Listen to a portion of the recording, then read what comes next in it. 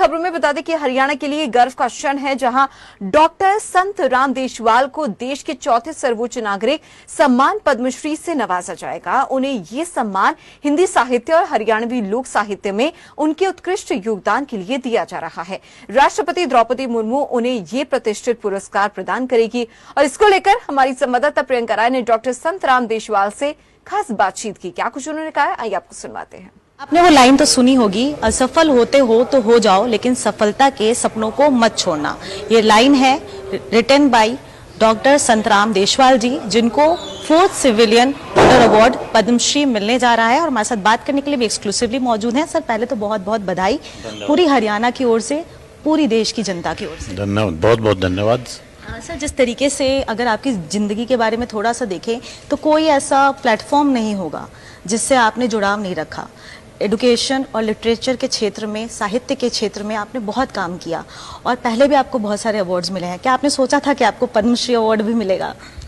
सबसे पहले तो मैं सभी आपके दर्शकों को नमस्कार करता हूं और आपको आभार प्रकट करता हूं, धन्यवाद करता हूं आपका कि आपने मेरे इस साक्षात्कार के लिए बुलाया। और मैंने ये सोचा नहीं था कि मुझे पद्मश्री पुरस्कार मिलेगा और ना मैं पुरस्कार के लिए काम करता, कोई मैं काम करने का जुनून है और वो काम मैं करता रहा हूँ। तो अब ये मुझे मिला है तो जाहिर है इससे खुशी तो होती है और उससे औरों को भी प्रेरणा मिलेगी, पर मैंने नहीं सोचा था कि भी मुझे मिलेगा। तो ये जो भारत सरकार ने सामान्यतः और विशेषतः माननीय प्रधानमंत्री श्री नरेंद्र मोदी ने जो इन पुरस्कारों को आम आदमी का तक पहुंचा दिया है, आम आदमी का पुरस्कार आम आदमी के लिए, आम आदमी के द्वारा, क्या लोग देखेंगे कि आपने क्या काम किया है। तो इसलिए मैं भारत सरकार का और माननीय श्री नरेंद्र मोदी जी प्रधानमंत्री जी का दिल की गहराइयों से आभार प्रकट करता हूँ कि उन्होंने इस प्रकार से इन पुरस्कारों को बड़े ऊंचे जो लोगों को दिया जाता है उससे एक आम आदमी तक पहुंचाया है और इससे एक नई इतिहास रचा जाएगा।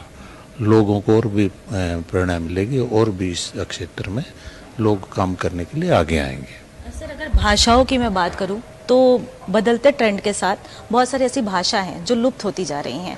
क्या आपको लगता है कि हरियाणवी भाषा को भी एक अलग पहचान की ज़रूरत है? क्या आपकी राज्य सरकार से या केंद्र सरकार से कोई अपील है कि हरियाणवी भाषा को भी राज्य स्तर में शामिल किया जाए और इस भाषा को भी ज़्यादा से ज़्यादा बढ़ाया जाए?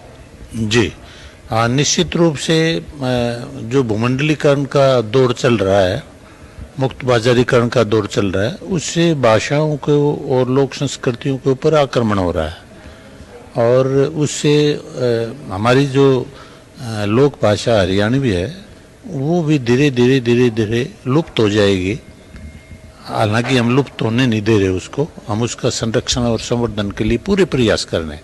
तो इसलिए मैं भारत सरकार से भी और माननीय प्रधानमंत्री श्री नरेंद्र मोदी जी से भी ये गुजारिश करता हूँ, प्रार्थना करता हूँ, अनुरोध करता हूँ कि हरियाणवी जो भाषा है उसको मैं भाषा कहता हूँ, बेशक उसको बोली कहें, मगर अब इतना साहित्य उसमें प्राचीन काल से रचा जा रहा है, उसको संविधान की 8वीं जो अनुसूची है उसमें स्थान दें और एक मान्य भाषा का दर्जा दें।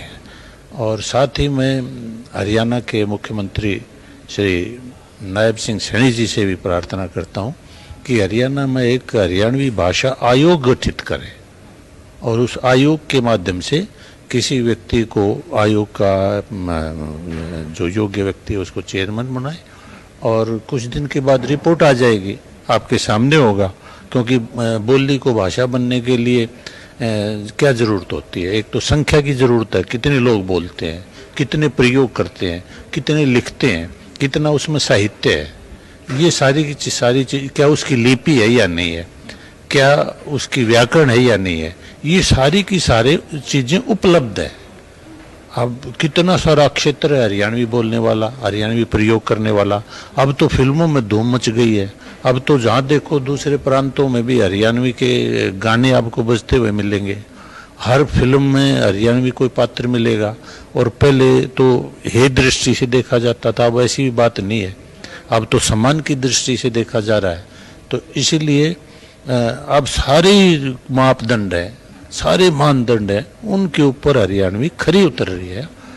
मगर उसके अंदर कुछ संवैधानिक बाधाएं रहती हैं, तो वो मैं पुनः पुनः माननीय मुख्यमंत्री हरियाणा सरकार श्री नायब सिंह सैनी जी से प्रार्थना करता हूं कि वे हरियाणवी भाषा आयोग गठित करें और उसको समय दे दें, 6 महीने का जो भी है, और इसको फिर वो उसकी रिपोर्ट के आधार पर संवैधानिक वो भी हो जाएगा उसमें मान्यता, और इसको राज्य भाषा का दर्जा प्रदान करें, और फिर राज्य भाषा बन जाएगी तो फिर संविधान की भाषा भी बन जाएगी। कुछ लोग ये कहते हैं कि भाई हरियाणवी को यदि राज्य भाषा बना दिया तो हिंदी भी अभी राजभाषा ठीक तरह से नहीं बनी है तो उसमें ये बाधा उत्पन्न करेगी। ऐसा नहीं है, ऐसा कुछ भी नहीं है। इतनी और भाषाएं हैं संविधान की, हमारी जो अनुसूची है 8वीं, उसमें और भी भाषाएं हैं, वो भी फल फूल रही है, हिंदी के साथ साथ फल फूल रही है। तो अंग्रेजी भी हमारी राजभाषा के रूप में अधिकृत है। तो इसी तरह से हरियाणवी जो इतनी प्राचीन भाषा है, वेदों की भाषा है, हमारी हरियाणवी में 80% शब्द संस्कृत के हैं, और उसको ये कह रही है फूहड़ भाषा है, क्योंकि लोगों को पता नहीं, इन भावना जानबूझ के हमारे अंदर डाली जा रही है कि भाई ये अक्खड़ फक्कड़ और बेकार कोई भाषा ही नहीं है, ये तो बोली भी नहीं है। और यहाँ तक कहते हैं कि हरियाणा का तो एग्रीकल्चर है, कल्चर तो यहाँ है ही नहीं। तो ये ऐसी बात नहीं है। यदि आप शोध करके देखो, मैंने काम किया है हरियाणवी भाषा के बारे में भी, हरियाणवी संस्कृति, दोनों जुड़ी हुई चीजें हैं, लोक संस्कृति भी और भाषा भी। भाषा मरेगी तो लोक संस्कृति भी मर जाएगी, और यदि लोक संस्कृति मरती है, भाषा मरती है, तो उस क्षेत्र विशेष का वजूद ही समाप्त हो जाता है, खत्म हो जाएगा सब कुछ।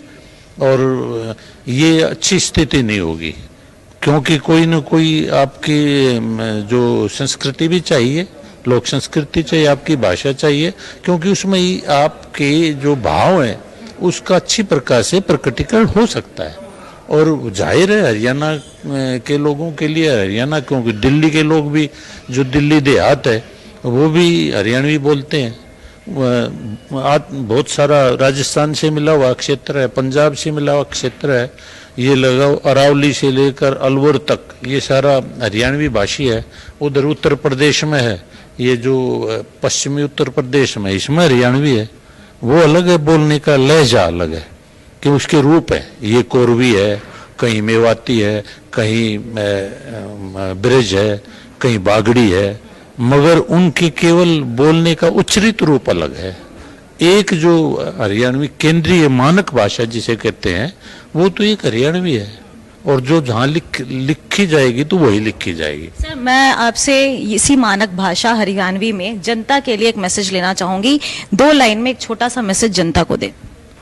मैं जनता को ये कहना चाहता हूँ कि जो हीन भावना आपके अंदर डाली गई है, जैसे अंग्रेजी भाषी हिंदी भाषियों के मन में डाल देते हैं कि वे जो अंग्रेजी बोलेगा वही केवल पढ़ा लिखा माना जाएगा, इसी तरह से हरियाणवी के बारे में भी डाली जा रही है भाव कि हरियाणवी बोलेगा तो उसका मतलब यार ये तो पढ़ा लिखा नहीं है। तो वो धारणा मैंने तोड़ दी है।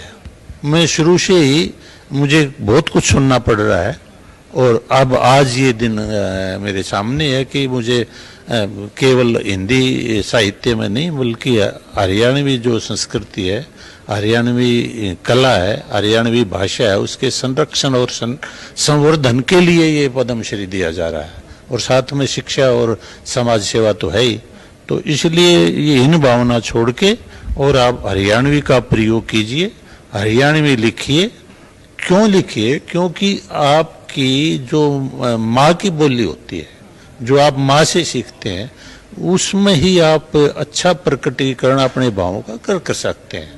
दूसरी भाषा में करोगे तो अनुवाद के बाद दूसरी भाषा अनुवादित भाषा हो जाएगी कि आप सोचोगे हरियाणवी में, उसको हिंदी में अनुदित करोगे या अंग्रेजी में करोगे तो वो तो विकृत हो जाएगी, वो भाव नहीं आएंगे। इसीलिए धड़ल्ले से प्रयोग करो, और हो भी रही है। और वो दिन दूर नहीं जब हरियाणा की राज्य भाषा भी बनेगी और संविधान की भाषा भी बनेगी। बस पुनः वही प्रार्थना है उससे मुख्यमंत्री महोदय से, श्री नायब सिंह सैनी जी से, कि वो तत्काल प्रभाव से हरियाणवी भाषा आयोग गठित करें और उसके रिपोर्ट के आधार पर इसको राज्य भाषा घोषित करें, और फिर केंद्र सरकार में ये संविधान की भाषा भी बन जाएगी। बहुत बहुत धन्यवाद आपका। धन्यवाद। तो आपने सुना पद्मश्री अवार्डी संतराम देशवाल जी को, जिन्होंने मांग की है कि हरियाणा भाषा को एक पहचान देने की जरूरत है, और इस कड़ी में मुख्यमंत्री, प्रधानमंत्री, तमाम लोग इन्वॉल्व हो और इस बारे में विचार करें, आयोग गठित करें और हरियाणवी भाषा को एक पहचान दिलाए। कैमरा पर्सन विनोद के साथ मैं प्रियंका राय, खबर फास्ट।